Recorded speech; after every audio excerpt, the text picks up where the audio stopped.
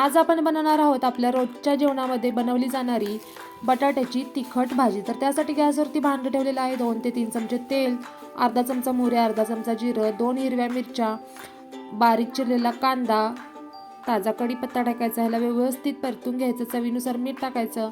कांदा भाजला की त्याच्यामध्ये पाव चमचा हळद आणि आवडीप्रमाणे लाल तिखट टाकायचं। इथे मी 1.5 चमचा लाल तिखट घेतलेला आहे। फोडणी व्यवस्थित परतून घ्यायची आणि थोडे मोठे असे बटाटे मी चिरून घेतलेले आहेत आणि साली अजिबात काढायचे नाही। साली सकट या भाजीसाठी बटाटे वापरायचे आहेत, म्हणजे भाजीला खूप छान चव येते। बटाटे टाकून तेल सुटेपर्यंत फोडणीमध्ये परतून घ्यायचे। आवश्यकतेनुसार पाणी टाकायचं आणि झाकण ठेवून बटाट्यांना व्यवस्थित असं शिजवून घ्यायचं आहे। आणि अशा प्रकारे आपली ही बटाट्याची तिखट भाजी तयार आहे। पाहू शकताय छान तेलसुद्धा सुटलेलं आहे। वरून छान ओली कोथिंबीर टाकायची आणि काय भाकरीसोबत किंवा चपातीसोबत अप्रतिम लागते। नक्की ट्राय करा आणि व्हिडिओ जर माझे आवडले असतील तर चॅनलला लाईक, शेअर आणि सबस्क्राईबसुद्धा करा। धन्यवाद।